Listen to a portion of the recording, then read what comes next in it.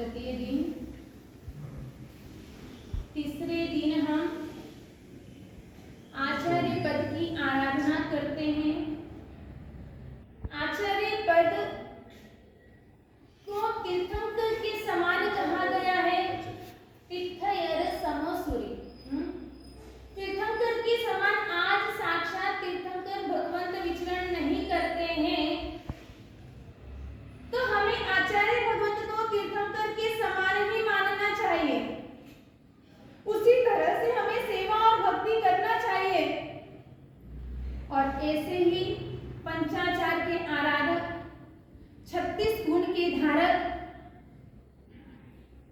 ऐसे आचार्य भगवंत को भाव भरी वंदना करते हैं। ऐसे आचार्य भगवंत के 36 गुण बताए हैं। कौन से सूत्र में? क्या बात?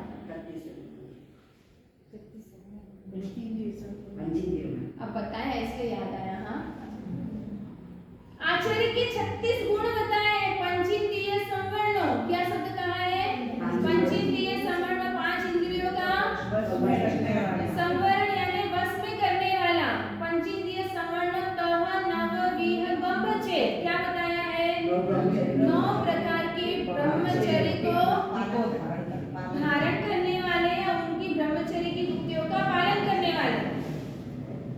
चौविह कसाय मुक्तो, 4 प्रकार के कसायों से मुक्त। 24 कसाय मुक्तो ईय 18 गुणे हिम समझुतो। ये तीनों की काउंटिंग करो। अभी जितनी बात करी कितने हुए? 18। 18 हुए या 36 हुए? नहीं, 18। 5 9 और 4 कितने हुए? 18। तो ये 18 गुणे हिम समझुतो, इन 18 गुणों से युक्त।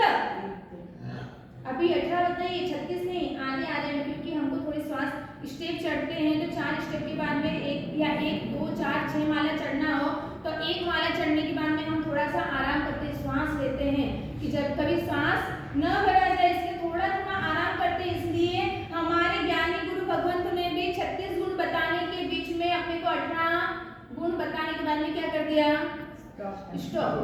पहले समझ लो, जान लो, हाँ, थोड़ा आराम ले लो कि यह चीज क्या है। हमने फट से बता दिया यहाँ 18 गुण है, पर इन 18 गुणों को लाने के लिए कितनी मेहनत करनी पड़ती है। महिलाओं को भोजन बनाना है, 5 पकवान बनाना है, रोटी सब्जी बनानी, तो उसके लिए कितनी मेहनत करनी पड़ेगी। उसका प्रोसेस कहाँ से स्टार्ट हो जाता है? हाँ, क्या सब्जी भी बनानी है तो हमें कितनी मेहनत करनी पड़ती है, उसके लिए कितना प्रोसेस करना पड़ता है। गेहूं लाना, इतनी मेहनत करने के बाद में वह अनाज धान जो भी है वो मार्केट में आता है, उसे आप लेकर आते हैं, छानते हैं, बीनते हैं, सफाई करते हैं, उसके बाद में कहाँ जाते हैं? हाँ, आटा पिसाने ना, गेहूं पिसाने के लिए दिए जाते हैं। वह आता है, फिर छानते हैं, फिर पानी में उसमें लूण यानी नमक डाल के उसे गूंथते हैं, और उसके बाद में और वह भी शुरू में कैसी बन जाती थी? हाँ, इंडिया, भारत का नक्शा पूरा। उस रोटी को गोल बनाने के लिए भी कितना टाइम लगा हमें। एक फर्स्ट बार में आपने ली और आपसे वैसी की वैसी बन गई, वो कोई गारंटी नहीं है। उसके लिए भी आपने कितनी ही मेहनत करी होगी। और वह बनाने के बाद में भी उसको तवे पर डालते हैं, फिर पलटाने का कार्य, उसको सेकना, अगर नहीं पलटाओ तो भी वह जल जाएगी। एक रोटी बनाने के लिए हमें इतनी मेहनत करनी पड़ती है। सब्जी को सुधारना पड़ता है, उसे फ्राई करना पड़ता है, मिलाना पड़ता है, उसे सिजाना पड़ता है, थाली में रखना पड़ता है। उसके बाद भी आप क्या करोगे? थाली में आ गया, पेट भर गया ना, देवलोक रहता है अपन सब। क्या करना पड़ेगा? आपसे मुंह में डालने के लिए, हमारे पेट में डालने के लिए, पेट को संतुष्ट करने के लिए, भूख को शांत करने के लिए हमें अपना हाथ आगे बढ़ाना पड़ेगा, कवल तोड़ना पड़ेगा, सब्जी में लगाना पड़ेगा। इन 5 उंगलियों का काम जरूरी है। यह 5 उंगलियां काम कर गई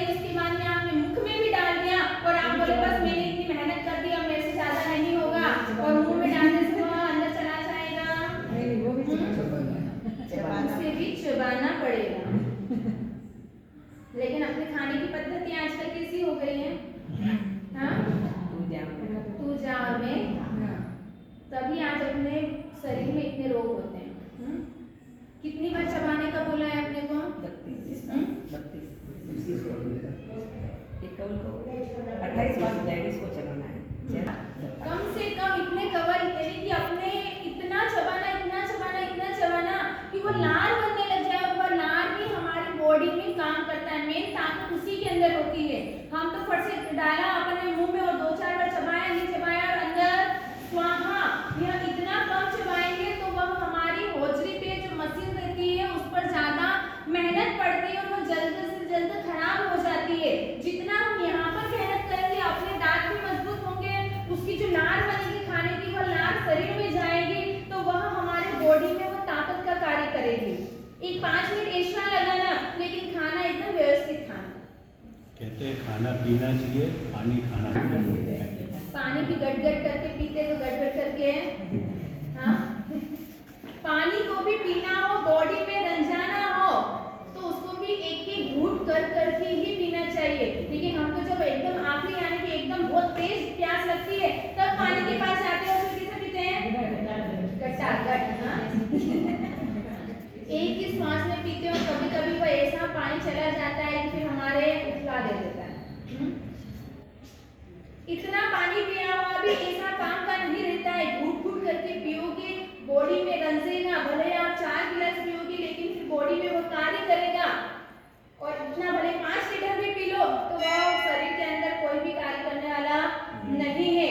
यहाँ पर हमारी बात चल रही थी कि किसी भी कार्य को करने के लिए, उसको हासिल करने के लिए हमें उसकी प्रोसेस यानी उसको मेहनत में लाना पड़ता है। मेहनत करने के बाद में ही हमें किसी चीज की सिद्धि मिल सकती है। यहाँ आचार्य भगवंत भी आचार्य पदवी व्यक्ति को ऐसे ही नहीं मिल जाती कि आज दीक्षा ली कल आचार्य पदवी होता है ऐसा। तो यहाँ पे आचार्य दिखते थे, साधु दिखते नहीं। हाँ, सही है ना? आचार्य पद पाने के लिए भी उनके अंदर ये विशेषताएं देखी जाती है और उनका संयम पर्याय होता है। शास्त्रों का अध्ययन कराया हुआ होता है। सूर्य मंत्र का जाप, वो तो जब आचार्य पद भी फिक्स होती है तो सूर्य मंत्र का जाप करना पड़ता है। छोटी उम्र हो और पढ़ाई फटाफट कर दे तो उसको आचार्य पद दे सकते हैं अगर उसके अंदर ये सारी योग्यता देखते हैं। बप्पा भट्टसूरी जी को 16 वर्ष की उम्र के अंदर ही आचार्य पद दिया गया था। कितने वर्ष की उम्र में? 16 साल की उम्र कैसी होती है? हाँ, हाँ, दीक्षा की उम्र है 8 साल की। हाँ, हेमचंद्राचार्य को देखो, बप्पा भट्टसूरी जी को देखो, ये महापुरुष ऐसे हैं कि बाल्य अवस्था में दीक्षा ले ली, इतनी योग्यता कि उनके खुद के गुरु ने आगे से रहकर उन्हें आचार्य पदवी दी। बप्पा भट्टसूरी जी जो आम राजा के प्रतिबोध करने वाले। हाँ, जब बप्पा भट्टसूरी जी की आचार्य पदवी हो रही ना, उस वक्त सभी को खुशी थी। सभी को हर चारों ओर खुशहाली छाई हुई थी कि इतने छोटे से बाल मुनि को आचार्य पदवी दी जा रही है, इसके अंदर कितनी विशेषता नहीं होगी। और यह देखकर सबको आनंद हो रहा है कि उस वक्त उनके स्वयं के गुरु का मन उदास था। अब घर वाला, परिवार वाला किसी अच्छी चीज में वो हासिल हो गया है, कुछ अच्छे पद पर हो गया, उसको नौकरी मिल गई, वो हर चीज में होशियार है, सबको खुशी। और घर का एक व्यक्ति अगर खुश ना हो तो अपना मन क्या होता है? हाँ, अपना मन भी दुखी हो जाता है।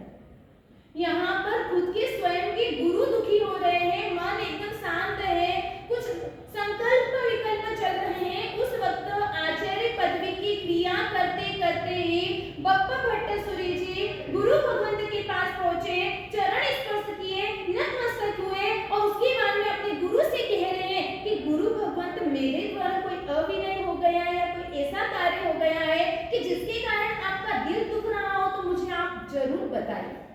क्या कहा? सविनय पूर्वक। और उस वक्त अब तुरंत तो कैसे कहना? गुरु ने कहा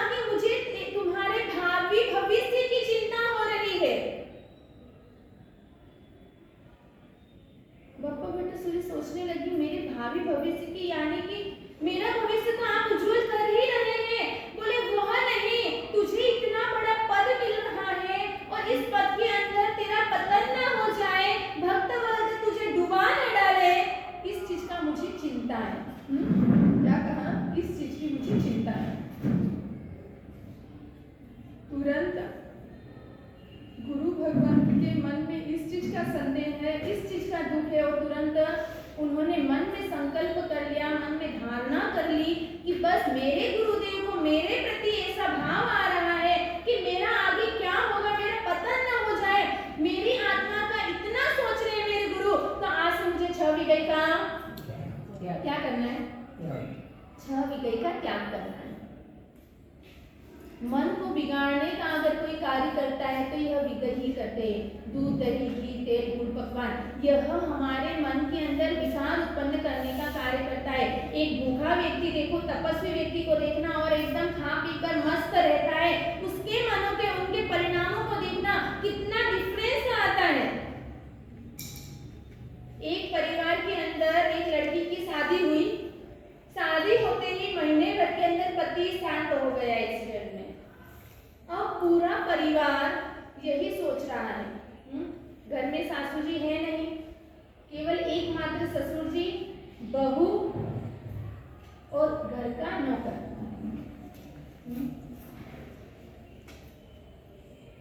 इतने दिन हो गए, व्यतीत होने लग गए। अब घर में बैठी बैठी, पहले तो पति का दुख होता था, पति का वियोग हो गया, उसका दुख, लेकिन धीरे धीरे वह दुख भी चला गया और भर जवानी समय और उस वक्त खा पीकर रहना, सेठ साहूकार के अच्छे घरों पर, खानदानी घर पर शादी हुई थी, एकमात्र खाना पीना आराम करना, उसके मन के विकार बढ़ने लग गए।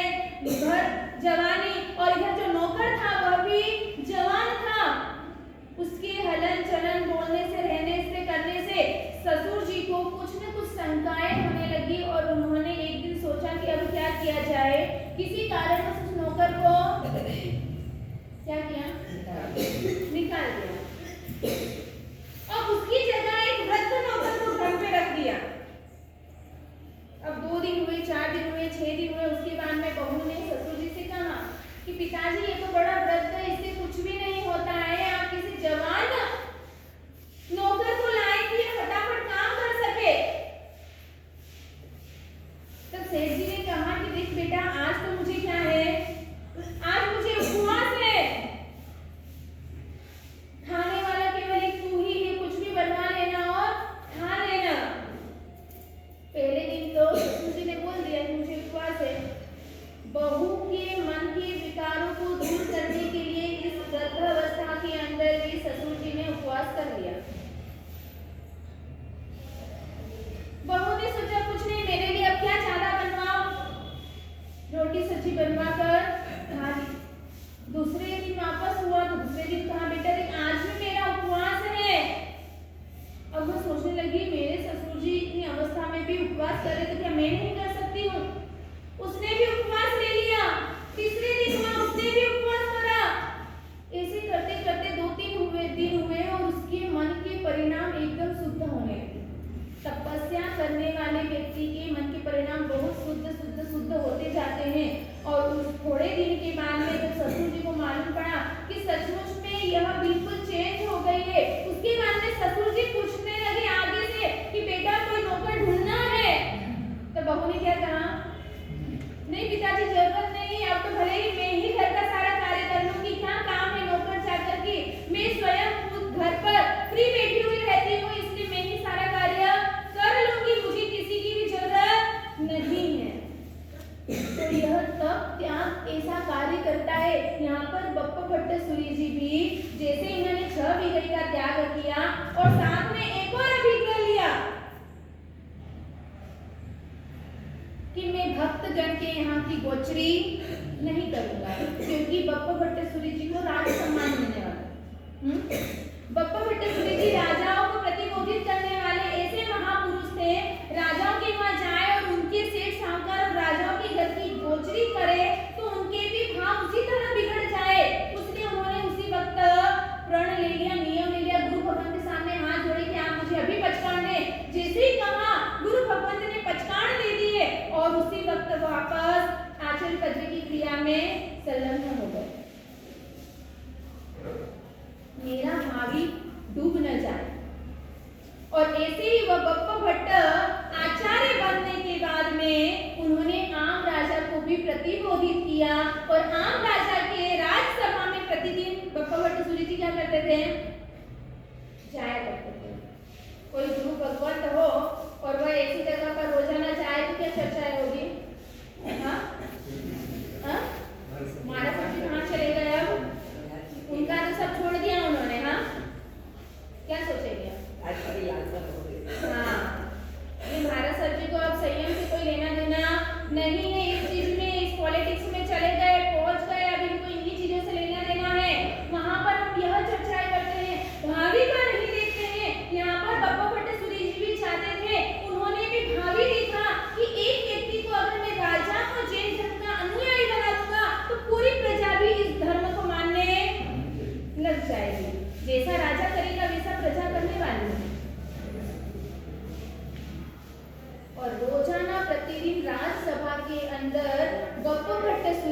वहां पर जाते थे, राज्यसभा में फिर क्या होता था, जाने का मतलब क्या था? वहां पर राज्यसभा में कौन से कार्य होंगे? फिर राजा से संबंधित, राज्य से संबंधित कोई भी कार्य होगा, लेकिन वहां पर भी जाकर वह प्रतिबोधित यानी प्रवचन श्रवण करवाते थे। रोजाना वहां पर जाकर भी कुछ कार्य राज्य के होने के बाद में वहां पर जो भी पब्लिक व्यक्ति थी, राजा वगैरह जो भी होते थे, उन्हें वह धर्म श्रवण करने के प्रवचन वहां पर भी देते थे। इसी वजह से जाते थे, ऐसे ऐसे नहीं जाते थे इसी कारण से। और वहां पर एक दिन नर्तकी आई राज्यसभा में और आम राजा ने क्या कहा, नर्तकी का नृत्य यहाँ पर करवाया जाए। और वहां पर बप्पा भट्टाचार्य जी भी बैठे हुए हैं, राजा भी बैठे हुए, मंत्री भी बैठे हुए। नर्तकी आई और नृत्य करने लगी। इधर नर्तकी नृत्य कर रही है और बप्पा भट्टाचार्य जी अपना स्वाध्याय कर रहे हैं। और जैसे ही स्वाध्याय कर रहे, इधर आम राजा भी नर्तकी का नृत्य देखने में आनंदित हो रहे हैं, एकमात्र मशगूल हो गए हैं।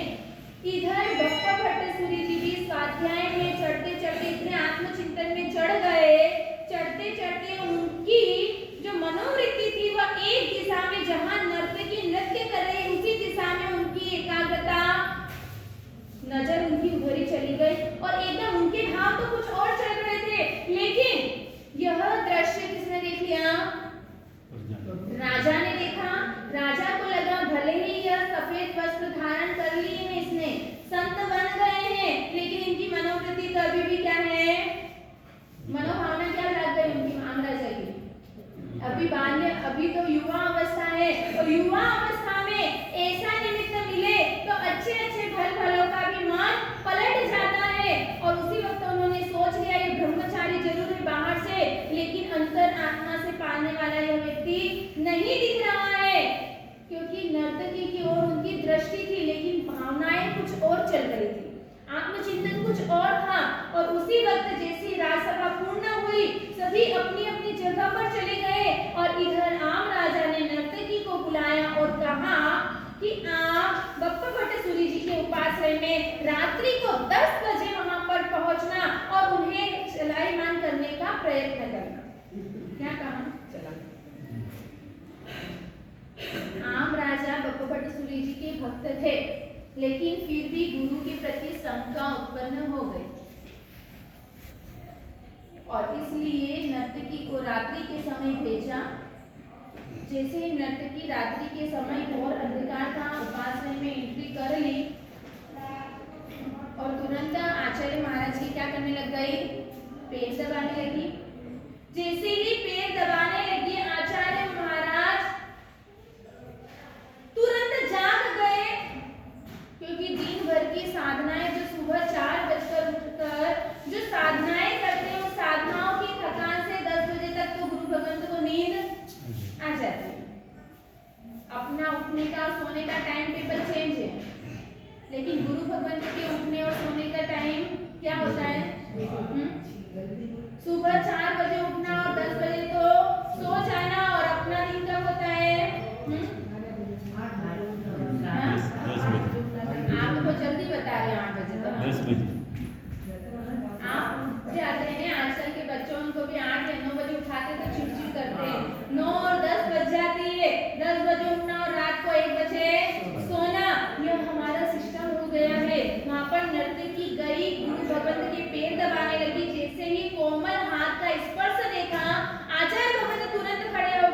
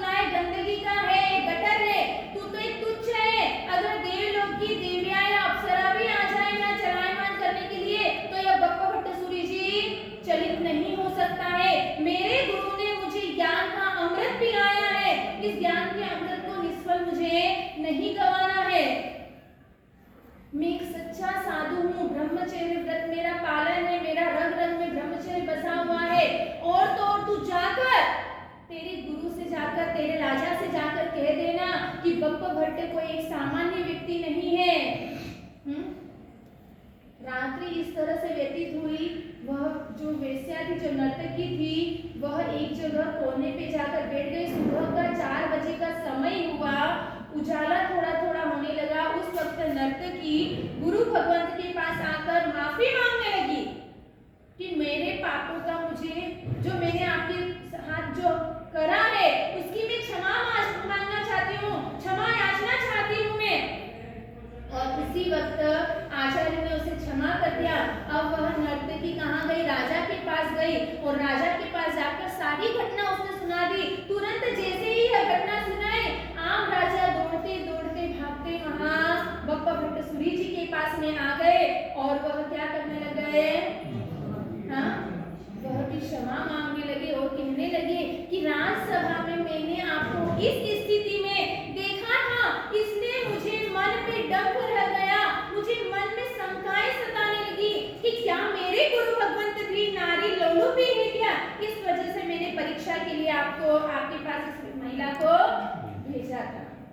हमारे जिन शासन के अंदर ऐसे ऐसे आचार्य हुए हैं, जिन्होंने जैन धर्म को कैसे सुरक्षित रखना, कैसी परिस्थिति आने के बावजूद भी अपने प्राणों का बलिदान दे दे, लेकिन जिन धर्म पर आज नहीं लगाने देते। पादलिप्त सूरी जी भी ऐसे हुए। पादलिप्त सूरी जी ने भी, जब एक ब्राह्मण पंडित ने ग्रंथ चोरी का जब आरोप लगा दिया था, पादलिप्त सूरी जी का नाम सुना है? पादलिप्त सूरी जी के नाम से कौन सा तीर्थ फेमस है? पालीताना। जो अपने पैरों पर लेप, पगतली पर लेप लगाकर 5 तीर्थों की यात्रा करते, उसके बाद में ही गोचरी करते थे, उसके पहले अन्य जल का त्याग करते थे।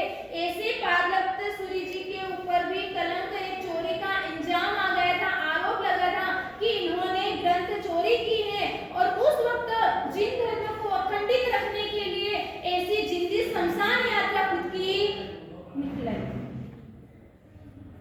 कि मेरे ऊपर चोरी का आरोप आया है, अब मुझे जीना ही नहीं।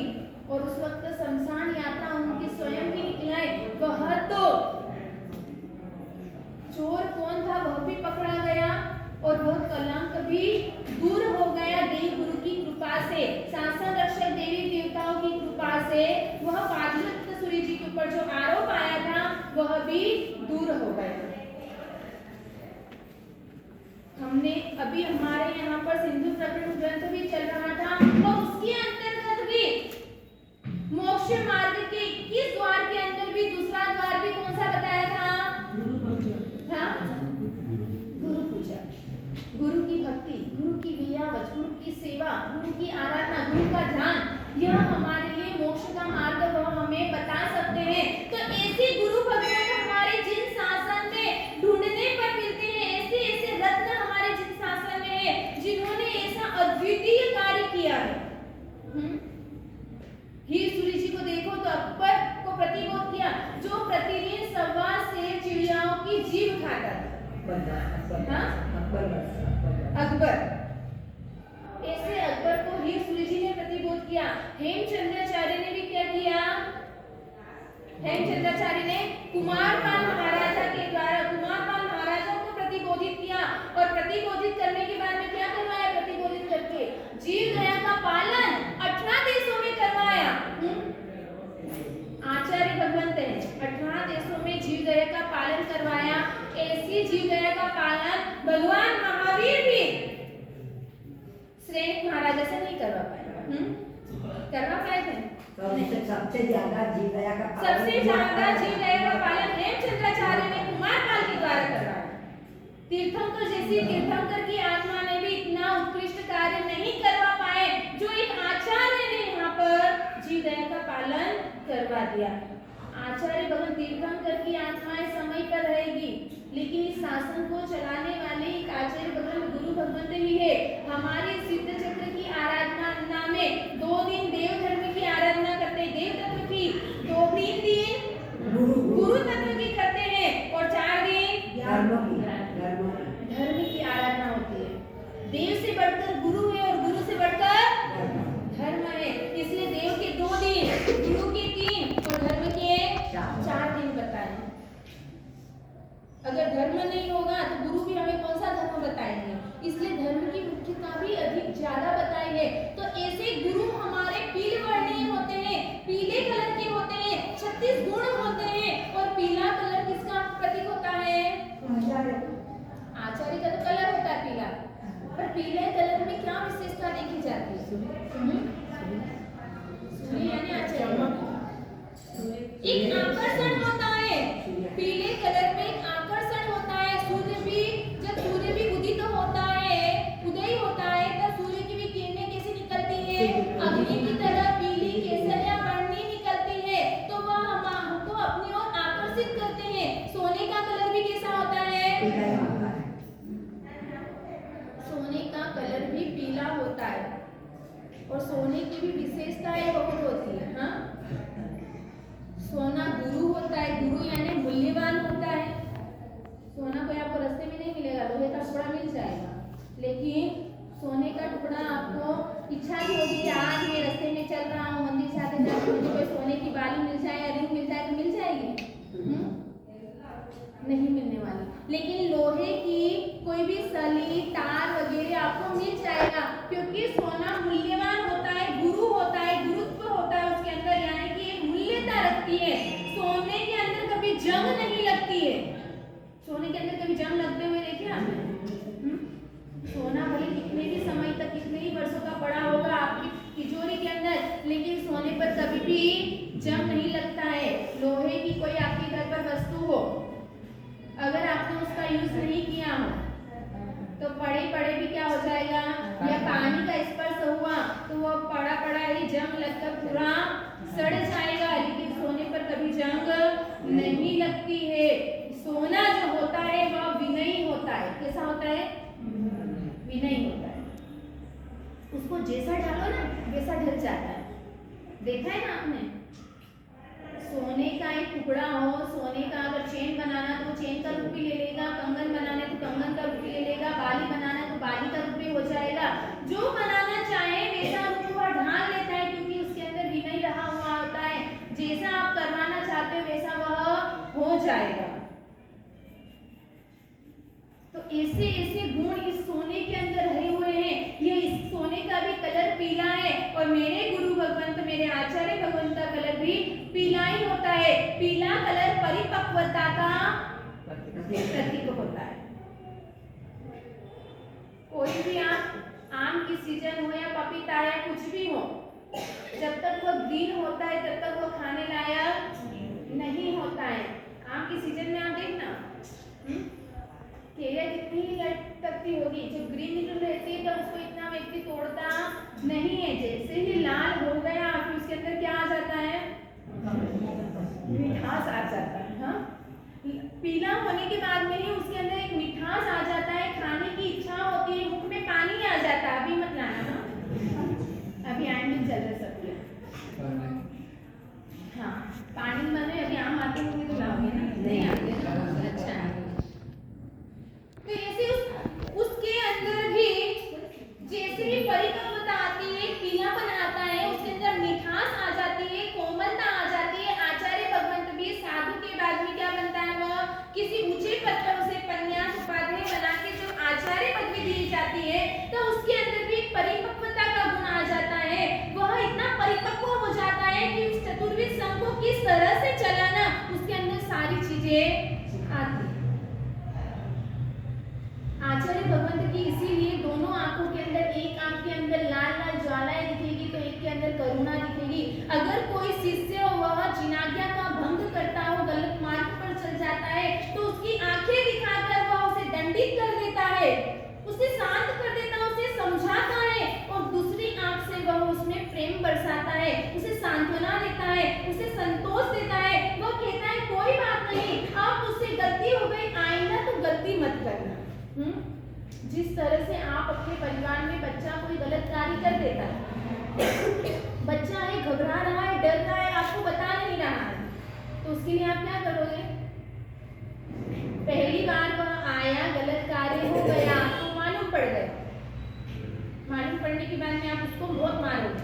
हाँ, जोरदार उसकी धुलाई होगी, तो दूसरी बार वो आपको बताएगा हाँ, दूसरी बार तो नहीं बताएगा। किसी के थ्रू मालूम पड़ गई वो बात अलग है, लेकिन वो सामने से आकर आपको नहीं बताएगा। लेकिन पहली बार आया, उसने बता दिया कि माँ मुझे यह मेरे द्वारा गलती हो गई, थोड़ा सा धमकाओगे, डराओगे और फिर प्रेम से कहा दोगे बेटा आइंदा तो ऐसा कार्य मत करना, तो क्या करेगा वो? दूसरी बार आकर वो आपको सामने से बता देगा कि माँ मुझसे यह गलती हो गई है। गुरु भगवंत भी ऐसे ही रहते हैं, कठोर की जगह बाहर से कठोर भी रहते हैं, नारियल की तरह बाहर से कठोर रहते हैं और अंदर जिस तरह से नारियल का जो क्या रहता है गोला अंदर से कोमल होता है। हाँ, बाहर से नारियल देखो ना, अगर किसी कोई व्यक्ति नारियल के पेड़ के नीचे खड़ा हो, नारियल गिरा तो उसका सिर ही क्या होगा? हाँ, फूट जाएगा। लेकिन जैसे ही वो फूटा टूटा, उसके अंदर से क्या निकलेगा? मलाई निकलेगी। वो खाने में आनंद आएगा और जो पानी रहता है उसे पीने में भी आनंद आता है। वैसे ही आचार्य भगवंत भी होते हैं, बाहर से कठोर जरूर दिखते हैं लेकिन अंदर से उतने ही कोमल और रस भरे होते हैं। आज अपने यहाँ पे जो आचार्य की विशेषताएं बताई कि आचार्य के अंदर क्या क्या गुण रहे हुए हैं, आचार्य भगवंत कैसे होते हैं, और बाई चांस गुरु भगवंत भी अगर गलत मार्ग का अनुसरण कर ले तो उनके गुरु भी उन्हें किस तरह से लाइन पर लेकर आते हैं। नमो सिद्धाचार्य उपाध्याय सर्व साधु के किसने बनाया है? सिद्धसेन दिवाकर जी। इतने बड़े प्रभावक आचार्य हुए हैं, लेकिन वह भी क्या हो गए थे? राज सम्मान में वह भी फिसल गए। उनका भी पतन होने वाला था, लेकिन खुद के गुरु जो आचार्य व्रतवादी सूर्य जी थे, उन्होंने उसे पतन होने से बचा लिया। ये मत सोचना कि आचार्य है तो ऐसा है वैसा है। अरे मानव मात्र भूल का पात्र है, कभी गलत मार्ग पर चले भी गए हैं तो श्रावक श्राविकाओं का कर्तव्य बनता है कि वह उन्हें सही मार्गदर्शन दे। जब सिद्धसेन दिवाकर सूर्य जी ने नमोरथ सूत्र बनाया, गुरु ने उन्हें क्या कहा था? संघ से निकाल दिया गया था। संघ से निकाला और कहा था तुम आचार्यों को किसी राजाओं को प्रतिबोध करके आओ। और उस वक्त सिद्धसेन सूर्य दिवाकर जंगल में अवधूत का रूप बना के घूमे थे। साधु वेश में नहीं घूमे थे। साधु वेश में कौन वहां कहां पर एंट्री देंगे? अन्य रूप बनाकर जगह जगह जगह जगह घूमते घूमते उज्जैनी नगरी में आए और वहां पर देखा कि ये राजा विक्रमादित्य बड़ा ही सुरवीर व्यक्ति है, बेतालों का विजेता है। इसे अगर मैंने प्रतिबोधित कर दिया तो इस जिन शासन का डंका बज जाएगा। और उस वक्त विक्रमादित्य को जैन धर्म में उन्होंने क्या किया? कन्वर्ट किया, जैन धर्म का अनुयायी बनाया और जैन धर्म विक्रमादित्य के रग रग में बसने लगा। और उस वक्त सिद्धसेन दिवाकर को राज सम्मान मिला। विक्रमादित्य ने क्या कहा? आपको प्रतिदिन कहां पर आना है? राजसभा में आना है। अब राजसभा में आने के लिए उनके लिए क्या भेजी जाती थी? पालकी भेजी जाती थी। गुरु भगवंत, मेरे गुरु भगवंत और पैदल आए मुझे अच्छा नहीं लगता, इसलिए उनके लिए पालकी भेजी जाती थी। जहां पर वो उपासना में रहे हुए थे वहां पर से बैठकर पालकी में बैठकर वह जाते थे राजसभा के अंदर। एक दिन व्रतवादी सूर्य जी को मालूम पड़ा, अरे मेरा शिष्य जिसे मैंने संघ से निकाल दिया है, राजा को प्रतिबोधित करने के लिए राजा प्रतिबोधित हो गए हैं, लेकिन इसका पतन हो रहा है। अब मेरे शिष्य को क्या करना?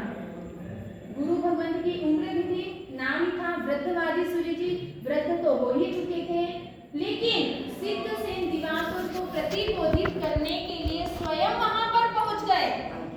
हाँ, क्या किया था फिर? पालकी उठा दी।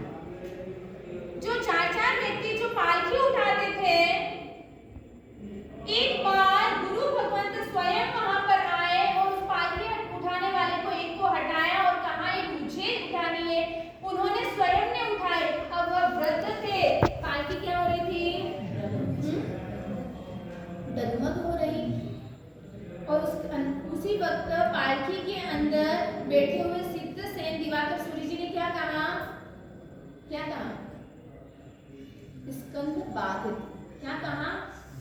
स्कंद बाधित, क्या आपका खंदा दुख रहा है क्या? उन्हें पालकी के अंदर तो ढकी हुई रहती है, पर्दे लगे हुए रहते हैं। मालूम नहीं कि यहाँ पर चेंज हो गया है कोई व्यक्ति, केवल इतना सा संस्कृत वर्ड में कहा कि स्कंद बाधती,